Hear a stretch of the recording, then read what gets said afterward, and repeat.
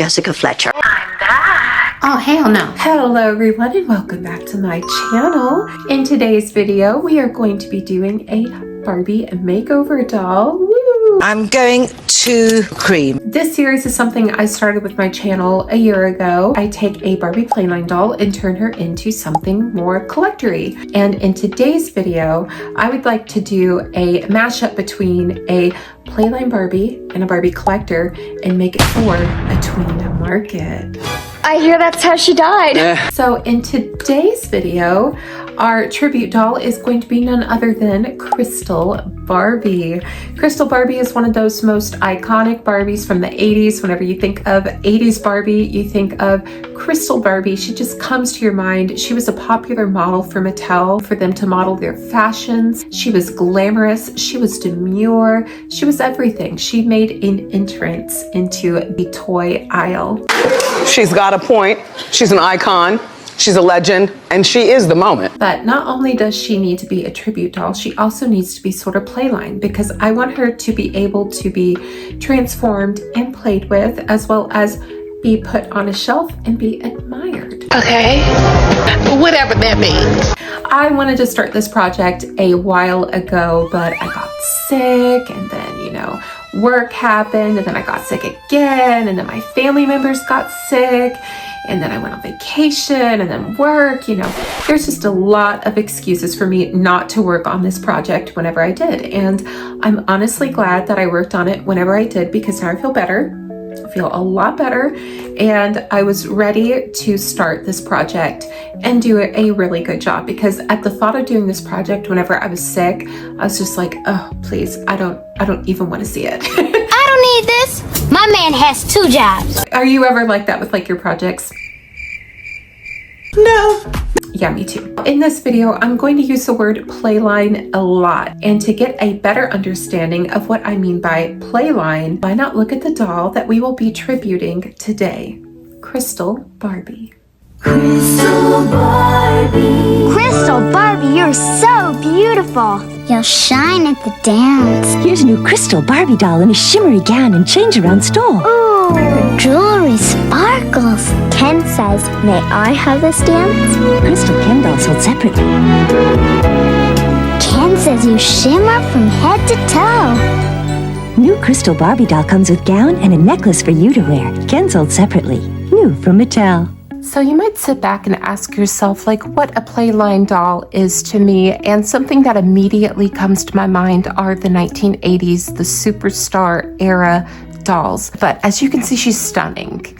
And this is Crystal Barbie, in case you did not know. This doll is from 1983. She was sold for a number of years, and she was even available when the Peaches and Cream Barbie, who's right up there, came out as well. And she's the one who kind of started this whole boa stole kick. But with this stole, there's nothing really that fancy about it. It's just a really big stole. And it was up to you to decide how Barbie was going to look. So you can have her looking just like she does right now. You could have the stole go over one arm. You could have it go over her head like so, or she's got that snow baby look. You could have it going around her skirt if you wanted. You could have it going, across like this, or that's super glamorous. You could have it going to the back. There are just many different ways that you could incorporate the stole, the boa, in her garment to where she could have many different looks. Now, something that was really cool about Crystal Barbie, and I think it's what a lot of people remember, it's her shoes. Those clear plastic with glitter infused shoes. I mean, how glamorous are those shoes? And they were making something similar to it in the 90s with the wide toe pumps, and I recall that being some of my favorite Barbie shoes as well. So I can only imagine what it would be like when those suckers first came onto the scene. The Crystal Barbie, she came in many different variations. This one is a variation from the Philippines, and she's a later variation. The later dolls have this side ponytail look. The first edition dolls have a half pony off to the side with no part line. They have no part line whatsoever, so they have no thatching. This doll, of course, has some thatching, and it's a little bit crazy, but that's how she looked originally. And something else that I always loved about Crystal Barbie is her jewelry. I love the dangly jewelry. She totally stole that from Pink and Pretty Barbie, but oh, what fun jewelry that is. It gives like an extra glamorous touch. Her outfit is all one piece. It is made of an iridescent material that has a nylon tricot lining on the inside. And she has ruffles that have nylon tulle trim on it, as well as the iridescent fabric. And it has iridescent straps. And of course, a nylon tricot cummerbund in purple and pink. Nothing like it. This doll is really stunning. And she also came with a gift for you, the buyer and or collector, be child, whatever you were.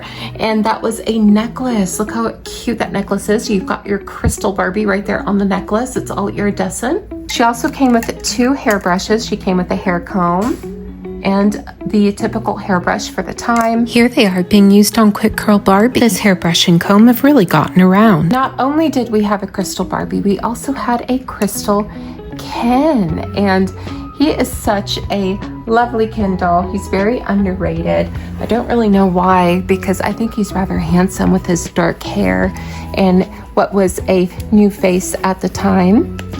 But if you look at him, he's also got some iridescent fabric and a little satin ribbon for a bow tie, little vinyl Peter Pan collar right there.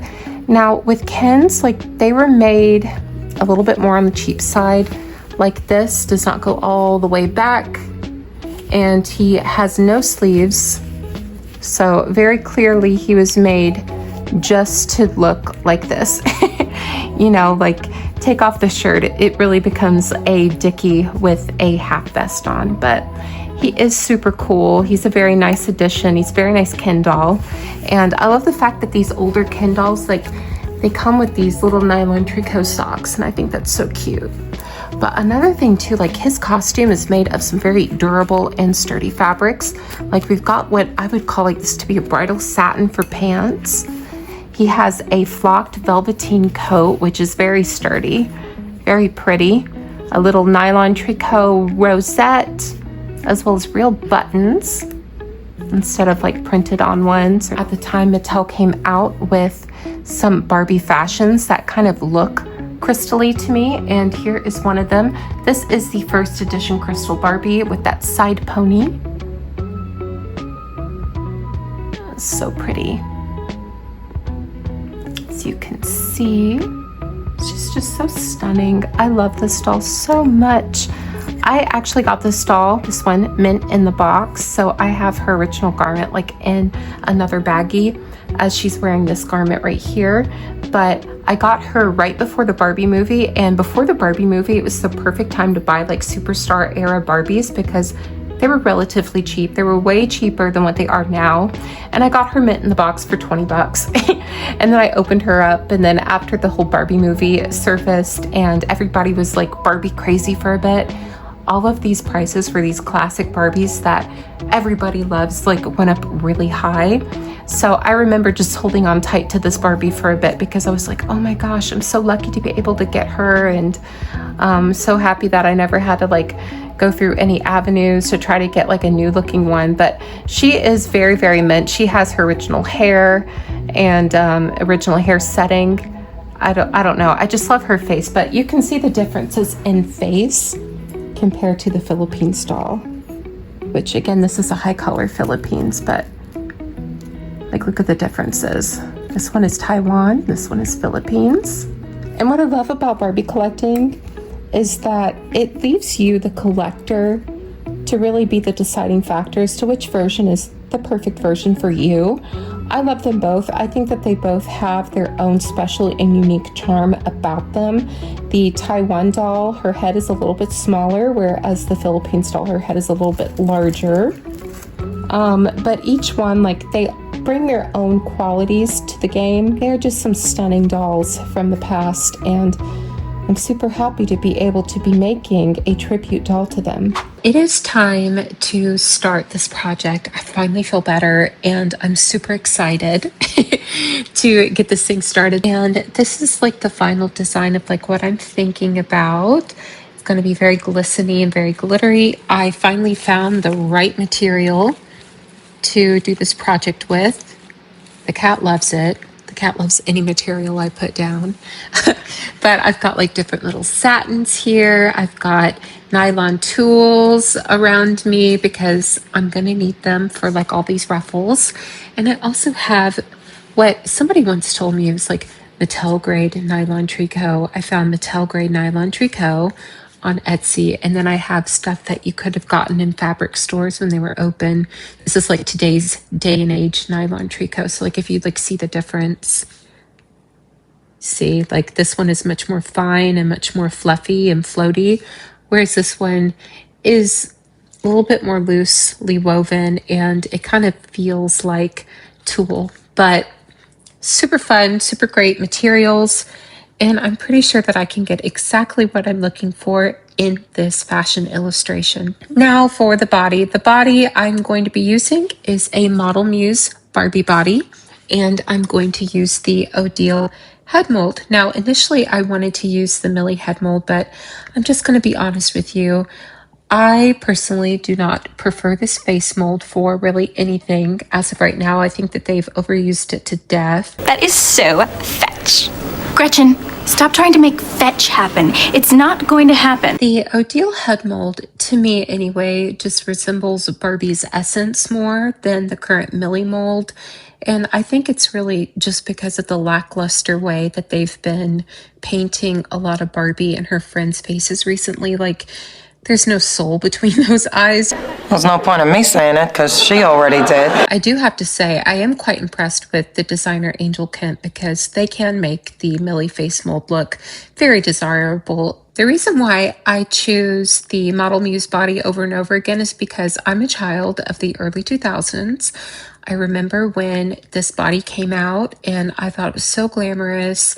I thought it was super cool. And that's not to knock like any current Barbie bodies, but like the dolls that I design are very much like an essence of Superstar Barbie era mixed with Model Muse. And I don't necessarily like dealing with the made to move Barbie body. And that's because I look at that body more as an action figure, more so than a fashion doll. Scandalous! And that's not to say I don't dislike the made to move Barbie body for what it is.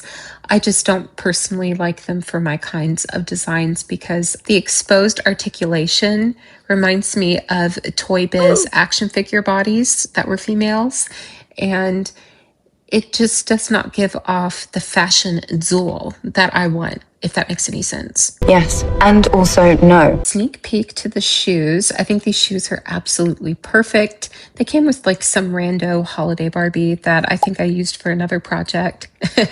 And I'm finally using these shoes for something else. And I think they're absolutely stunning. These are all the products that I'm going to be using other than the cat to create this updated crystal Barbie. So when it came to designing this doll, I wanted to have a play aspect to her because Barbie is all about having fun. But speaking of fun, I think that it's time that I get started on this project. And the next thing I'm going to do after I do my final sketch is I'm going to start to draft a pattern. And once I cut out a bunch of shapes, I'm going to start to sew them all together. Make it work. Go sew. So why don't we start off by making a boa? So if you want to make a boa or a stole, you can start with a strip of fabric. I'm going to start with the fabric that I've chosen for the dress.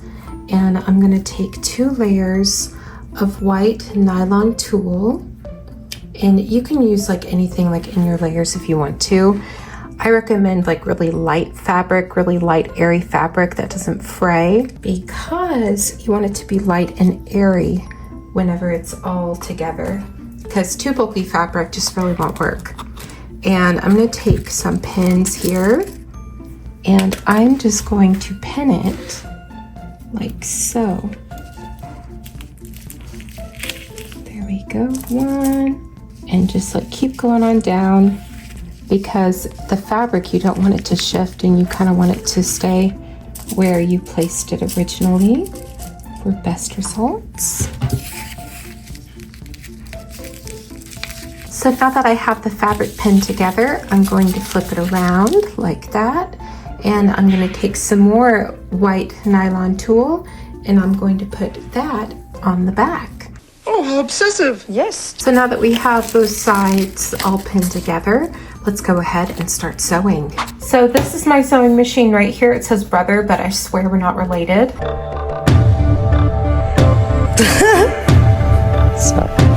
Gonna turn it on, and on the first setting I'm going to go all the way down over here to the side and make it our basting stitch, and that is the stitch that we're going to use for this stole. So I'm going to start to sew right down the middle, and remember I'm going to be using a basting stitch,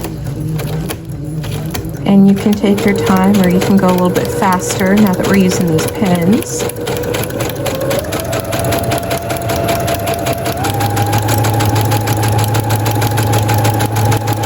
Just make sure that you're staying in the middle.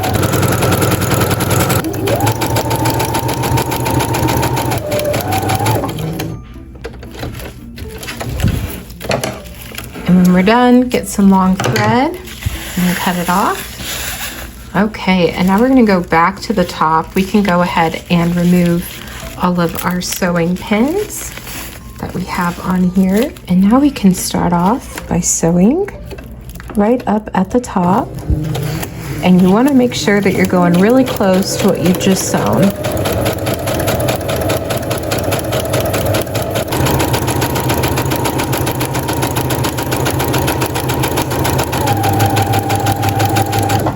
And there we go. All right, now let's get to gathering. Come on, let's get together. No. So we are going to start to gather this. I'm going to take one thread from up top, and I'm going to take one thread from on the bottom, or on the back rather, and find out where you want your front part to be. So this is the back, and you're going to start to pull.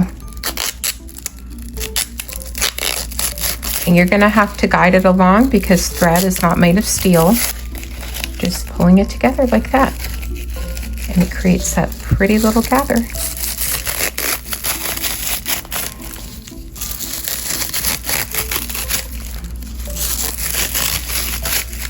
Just check that out. See, look, we've got a really pretty stole. These are itty bitty little clear plastic snaps that I'm going to put on parts of the stole, and that's how I'm going to make it a little bit like magic. Think of like a la Peaches and Cream Barbie, where both of her stoles could be clipped onto each other to create different looks. Oh, that's marvelous. And after a while, you are bound to get a very outrageous looking stole and or boa, which is perfect because that's what I designed. I'm starting to make her skirt right here, and there needs to be a lot of gathering at the bottom. I'm wanting it to look very similarly to the bottom of her skirt, like where it's gathered. So I'm going to do exactly what I did with this, but just to the bottom of the skirt. And now I have the skirt sewn on. I love it. I think it looks so glamorous. She looks like she's on a cloud. But now I think it's time to get started on her face. We didn't need dialogue. We had faces. Even though how nice this saran hair feels, we're gonna have to take it off of this head. Oh, and it always feels so like sacrilegious because I love saran hair, and this saran hair is so pretty. But we are going to have to cut it off of this doll's head.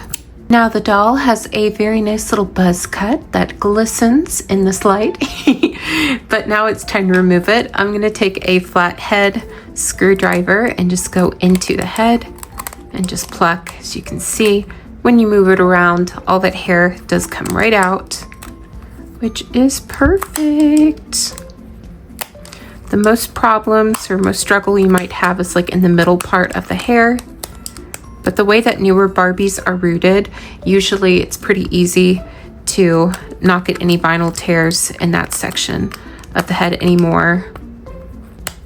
a lot of the vintage dolls out there that have a regular thatch, unlike a new Barbie who doesn't, will have a lot bigger holes in the center part of the hair, and that will create a lot of vinyl rips and tears.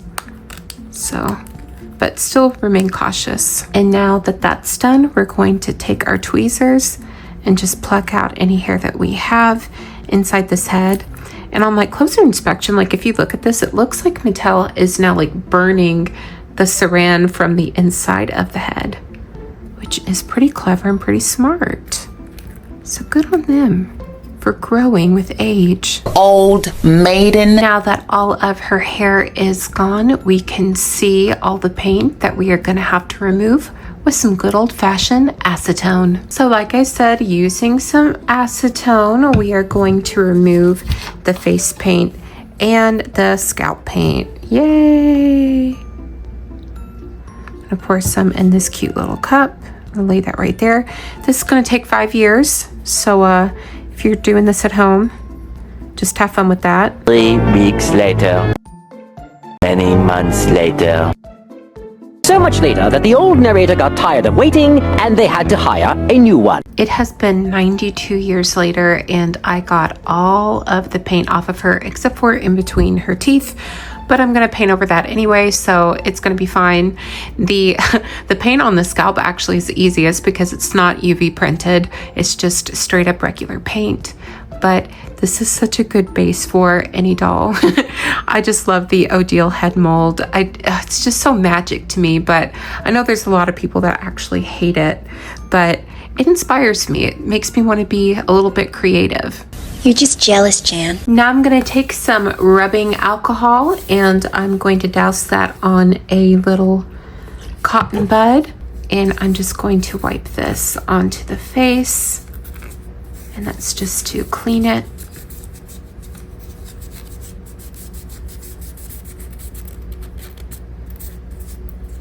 There we go.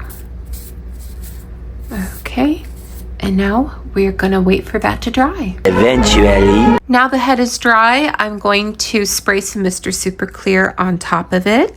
Now I'm going to do several layers of Mr. Super Clear, I'm sure, as I repaint this doll, but this is going to be my first layer, and since it's my first layer, I'm going to wait a couple hours before I touch this head again. Tomorrow for sure. I'm ready to get started on her face.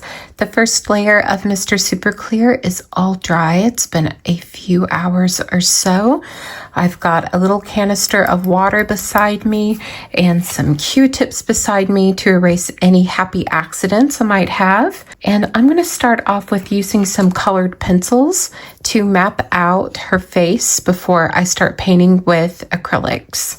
Shall we begin? Your first layer of watercolor pencils probably are not going to be the most pigmented. It's going to take many layers of Mr. Super Clear for them to actually pick up the pigment. But after a few layers of the matte sealant, you will start to see a difference in the pigment payout. Watercolored pencils are perfect for an outline, so that way you don't have to freehand it and eyeball it with acrylic paint. And it's very helpful too with eye placements and eyebrow placements. When I first started customizing dolls, I had no idea about the watercolored pencil hack. And not that it would have saved any of my earlier projects, I do think it would have helped a lot. I don't have many of my original pieces left, and that's just because at some point or another I needed to get more space and they were just in the way. But I have kept a few of my first art pieces, so to speak, just to give me a reminder of how far I've come in my artistic journey. And if you all harass me enough down in the comments below, maybe I'll show you some of my first pieces. Okay, now that we have one layer done, let's go and add another layer of Mr. Super Clear.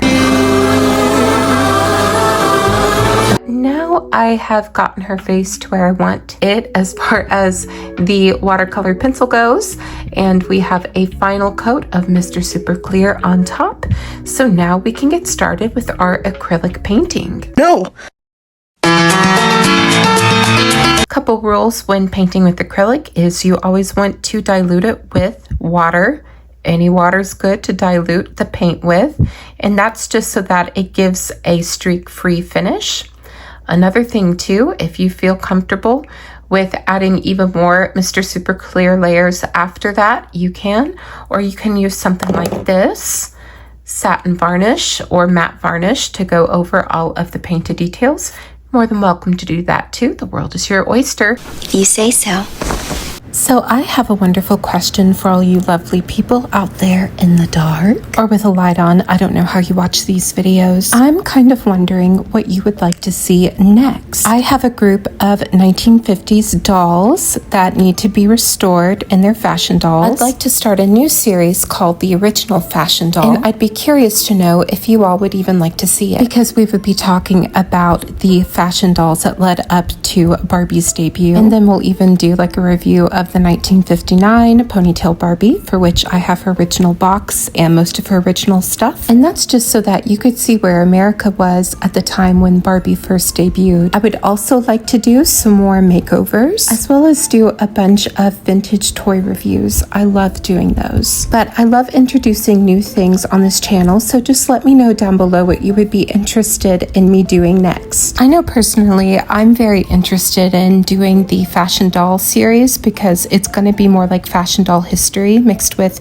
their restorations as well. And that sounds pretty exciting to me, because I would be restoring Madame Alexander's Sissy, Odile's Miss Revlon, and Terry Lee. Some more dolls that I have up on the restoration block are a group of early 1960s Barbies. I got them all in a lot, so why not restore them all together? And I read all of your comments, and I love hearing about how you're doing. And I know some of you asked me to make a video on how to restore nose nips, for which, yes, I do know how to fix that. And I'll fix that if I come across one in the wild for cheap, but I personally don't purchase Barbies with those kinds of condition flaws. So we'll see. Also, side note, make sure whenever you're using this kind of sealant that you dilute it with water as well, as on its own it's very thick. And technically this sealant is made for an airbrusher, specifically for plastics, so it works really well on Barbie. And there we go, guys. It's time for me to get in bed. This has been fun. So we're going to give this doll a reroot. So I'm going to show you how to do that briefly. If you want a larger video all about rerouting, I have one on my channel already. I'll link it down in the description box below. But I've drawn a line right here because that's going to be my new part line. And I'm just going to add some hair all around. Loop it around your finger. Loop it through your needle head. And just, there you go. See, look at that hair. Now the way that I do it is I don't use glue. You don't need to use glue. I think using glue is pretty bad, personally, because if we all remember the Mattel era around like 2010, they started using glue in Barbie's hair, and all those dolls now are being found to be discolored. Their vinyl is leaching, all this glue that was placed inside of the head to hold the hair in, but like watch, there's no hair coming out, and that's because it's knotted as it goes on the way inside of the head. So your hair should be secure. But I'm gonna go ahead and get to working on all of her hair. And then when we come back, we can style her hair. That was a lie. So I have an update. Oh my gosh! She's bald! She's bald and she's torturing people who have hair! The thing about giving reroots to dolls that have already been rooted, you have to be careful. And even though I was careful, the original hairline that was rooted in, it did split whenever I started adding hair in. So then I was like, no problem, I'll just glue it. But guess what? It just doesn't look right. And since it's already rooted like majority on the inside, it didn't sit right. And it's just something that is going to annoy me. So I'm going to start over with a new head. And I do like this face. I think this face is pretty slay. There's probably going to be a couple things I'll change for the newer doll right here. Because like for instance, like if you look at it like this, like how her lashes are more like streamlined than this one. I was trying to go for more of like the vintage look over here, but it's really hard to replicate a vintage look on a face mold that is so different. So I think I'm going to go more with like my gut instinct and make her look a little bit more modern and more up to date than this doll right here. It happens once every blue moon that you run into difficulties like this where you have to start over. But fortunately, I do have backups, so I am able to do so. But exciting news, I just got these two and I think they are so beautiful. This is a number 4 Barbie and a 1961 first edition flocked Ken. I'll put the light more on them so you can see. Did I need to buy them? Nope. But there is a toy dealer that is close to me and he asked me for my services. He said, hey, what kind of a Barbie is this? And I told him I did pay like close to retail, not quite retail for these two.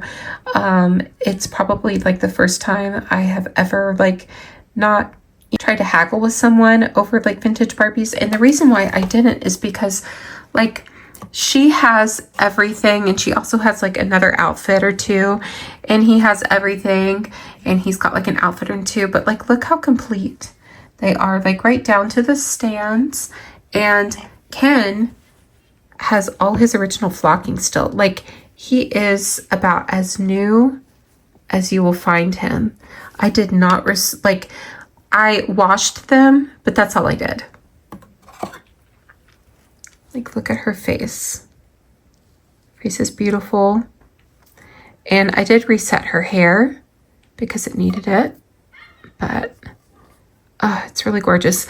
If you are looking for tutorials on like how to redo your vintage ponytail Barbies to where like they look something like that, I do already have videos on there. That's why I didn't make a new one, because I try not to be like super repetitive whenever it comes to my tutorials. But this doll has been the priority today. I am going to start over, and sure, I could work around this head and make it look better and whatnots, but I just think it makes more sense just to start completely over whenever it comes to the head. In the guise of making everything playline, I'm trying to go for more like playline aesthetic as far as like the earrings, like how they look. Instead of using like real gemstones, I used glitter, which I think looks really nice. And I wanted to make these fingerless gloves and use like a glittered fabric, but I found that when I turn it inside out, all the glitter that I put on it has just fallen right off. So it started off looking like this, you know, like how it's so pretty and glittery, and then it ends up looking something like this when it's turned inside out, and it just doesn't really give me what I was looking for initially. And you know, occasionally like you'll come across this, like if you do try to design something, like your eyes will be bigger than your stomach in most cases, where you'll be like, oh, I want to add this, I want to add that, I want to do this, I want to do that, and then it doesn't really pan out because it doesn't really work.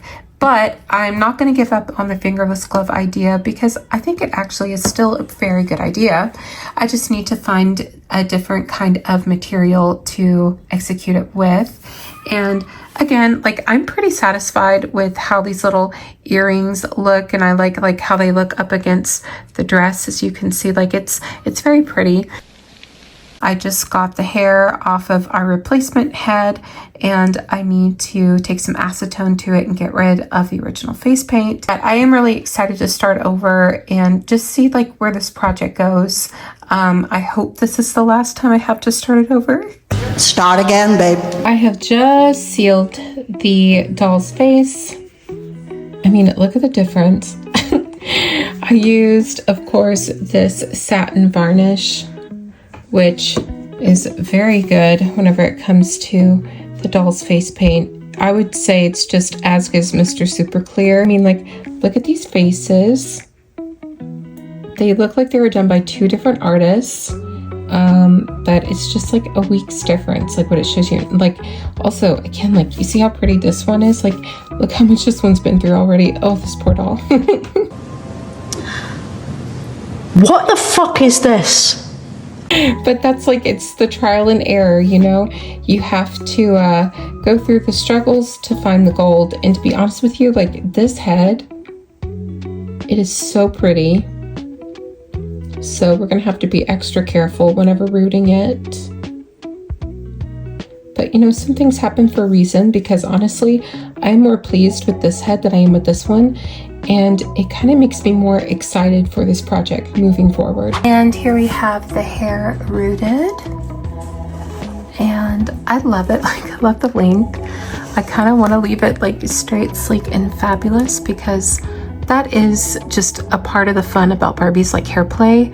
But of course, like I want it to be like super uber fabulous, just like I had like in the drawing in the back, which we'll recreate. But this could be an interesting look for a Barbie in the future, because I think that looks really fun. But yeah, there she is standing right next to a original crystal Barbie. And of course, this one is a low color doll. Like there's high color dolls and low color dolls, but I'm liking where this project is heading. And I think finally now it's heading in the right direction. Are you sure? I have the hair all in curlers. And if you'd like tutorials on how to curl your doll hair, I already have those on the channel, which I'll leave like a link down below to that playlist if I remember. If I don't remember, it's going to be under the tutorials playlist. I'm going to run off to the bathroom and give her a boil wash. Then do get on with it, please. With her boil wash done, and I put some diluted gel on, we're gonna let her just dry off, and it's just so hard to believe that she's almost done. It's kind of like refreshing, but I almost kind of feel like I'm missing something. But anyway, all we're gonna do now is just wait and see, and hopefully when she dries, we'll get closer on to getting her finished. Sure, Jan. So why don't we make some Superstar Barbie inspired jewelry? So I'm going to make her ring be like more Superstar Barbie inspired. And I have a little piece of plastic. It's a plastic peg that you can use for like nose piercings. You can get these at like your craft stores. You can also order some on Amazon that has a smaller circle. What I'm gonna do is just simply put some hot glue right on top. Like so, and make sure that you get all the corners because it's important. There we go. And then we're going to take some tweezers and plop that right in the middle.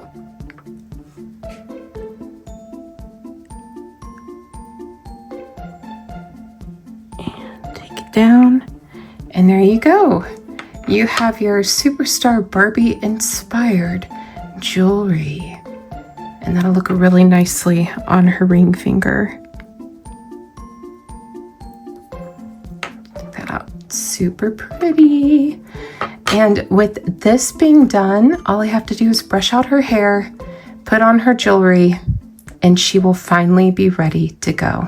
Now it is time for her grand reveal, but before we do that, let's take a look at what she looked like before. For a doll with a molded top and molded tail, you do have to admit that this doll is quite pretty. And with her as our base, we were truly able to make something so fabulous. And if I were in charge of Barbie, this would be the direction that her new era would go in. A whole new superstar era. This doll was a whole lot of fun to create. And I hope you all enjoy her as much as I do, because love is in the details. And I hope it shows how much I love this era and how much I love Crystal Barbie, an era that was filled with fantasy and glamour, but most of all, it was certainly fabulous. Now don't you run away, because this Crystal Barbie holds a few secrets, and one of the secrets lies in her stole. Her stole's length can be changed to give her many alternative different looks, but that's not the only thing that changes. With her little crystal snaps, her skirt can come right off, so the party never has to stop for Crystal Barbie. But that's still not all. There's even more fun to be had. You can put the small boa around her skirt with the help of the magic snaps, or you could place it anywhere you like, so that way she can always be glamorous. Or you could take the larger one and wrap it around her arm and give her a very glamorous and dramatic look. The choice is up to you. And this is the part of Barbie that I miss, the versatility. The doll that can become what I like to call a weekend kind of doll, where you could take her on a fun weekend trip and not have to bring any other fashion pieces because they're all built into her look. There are many different storylines you could have with this doll, and there's a whole lot of fun, and this is just what we are missing, in my opinion, from Mattel, is dolls like these, offerings like these. But regardless, this doll is a lot of fun, and I'm so excited to have her done and just look at her completed because she is so beautiful. I love the hair too. I had to hand blend that hair, but I think she's absolutely stunning.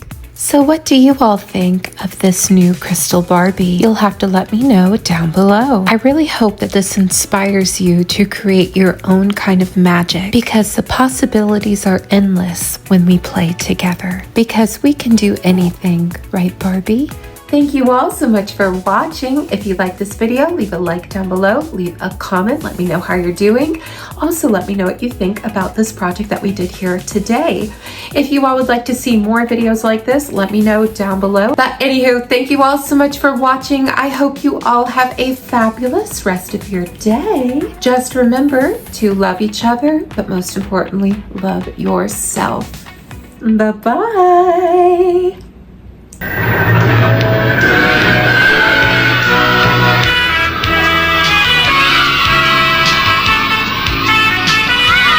Barbie llegó a la Argentina para compartir con vos el exclusivo mundo de Barbie.